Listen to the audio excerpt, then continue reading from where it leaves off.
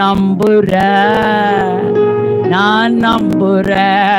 எப்படி நம்ம பாட்டு பாடின மாதிரி போய் நின்றுக்கிட்டு ஒரு மீனை பிடிச்சிக்கிட்டு நான் நம்புறேன்.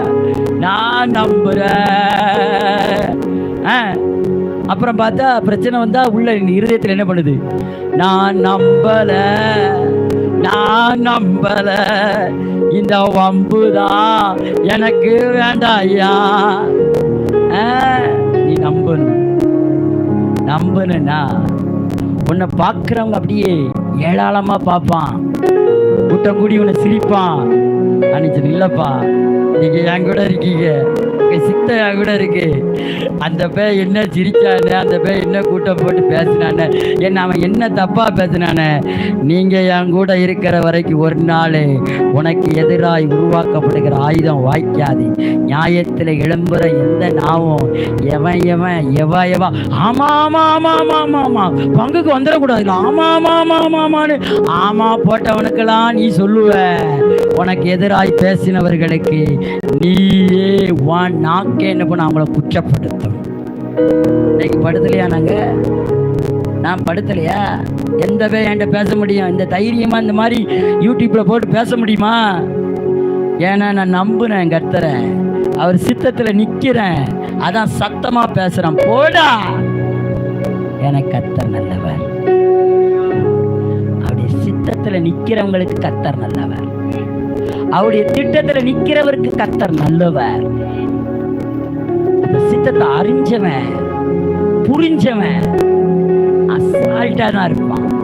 அவன் எதிர இருப்பான் தெரியுமா? இடுக்கமான வாசல் வழியாய் போகிறது போல உனக்கு தெரியும். அதுதான் ஜீவ வழி. என்ன வழியா? இடுக்கமான வாசல் வழியாய் பிரவேசிக்கிறவர்கள் ஜீவ வழிக்குள்ள போவார்னா அர்த்தம் என்ன தெரியுமா? தேவ சித்தத்தை புரிஞ்சவன் மட்டும்தான் இதுக்குள்ள போவானா. தேவ சித்தத்தை புரியாதெல்லாம் எரும மாடு மாதிரி ஒரு பைபாஸ்ல போய்கிட்டே இருக்கும். எப்படி? ஆனா ஒரு காலத்துல இந்த இடுக்கமான வழி என்ன ஆகும் தெரியுமா? கணவனும் மனைவியுமா போனாங்க, அடுத்து பிள்ளையும் புருஷனுமா போவாங்க, அடுத்து பேரனும் பேத்தியுமா போவாங்க, அடுத்து எரும மாடு போன வழிய இவங்க மாத்தி பைபாஸா மாத்திடுவாங்க. இடுக்கமான வழி என்று அவங்களுக்கு தெரியல. அல்லேலூயா. என்ன தெரியல? தெரியல. நம்ம என்ன நினைச்சோம்? எப்பா இடுக்கமான வழினா கஷ்டம், குஷ்டம், நஷ்டம் இல்ல. உங்களுக்கும் எனக்கும் அது இல்ல. அது ராஜபாதை. என்ன பாதை? அது ராஜபாதை, நீதிமானுடைய பாதை. என்ன பாதை தெரியுமா? அது ராஜபாதை, பட்ட பகலை போல வெளிச்சத்தின் பாதை, அது நீதியின் பாதை, அது நேர்மையின் பாதை, அது கம்பீரத்தின் பாதை. இயேசு எப்படி பவனி அந்த பாதாளத்துல பவனி கொடி பிடித்து கொண்டு பாதாளத்தில் இருக்கிற மக்கள் எல்லாம் மீட்கும்படிக்கு அவர் ராஜநடை போட்டு போனது போல நம்ம வாழ்க்கையும் ராஜ வாழ்க்கையாயிருக்கும்.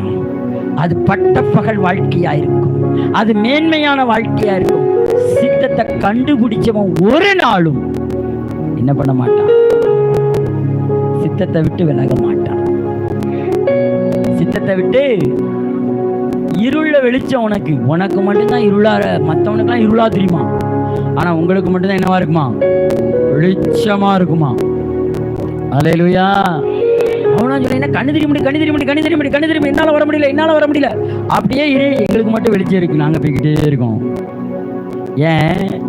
இடுக்கமான வாசல் வழியில வர முடியல. ஏன்னா அவனுக்கு சித்தம் இல்லை, அவனுக்கு இஷ்டம் இல்லை. சித்தம் இல்லைன்னு சொல்ல காட்டிலும் இஷ்டம் இல்லை, கஷ்டப்படுறான். ஆனா இந்த வழியில வர்றவனுக்கு இஷ்டத்தோட போகும்போது அது ராஜரீக பாதை, அது அபிஷேக பாதை, அது வல்லமையின் பாதை, அது நீதியின் பாதை. சித்தத்தை கண்டுபிடிச்சி அதுல நின்னுட்டனா உன்னை ஒருத்தனும் அசைக்க முடியாது. அல்லேலூயா. சித்தம் செய்வதே இயேசு சொன்னாரு, ஐயா இந்த பாத்திரம் நீங்கணுமாயா ஐயா.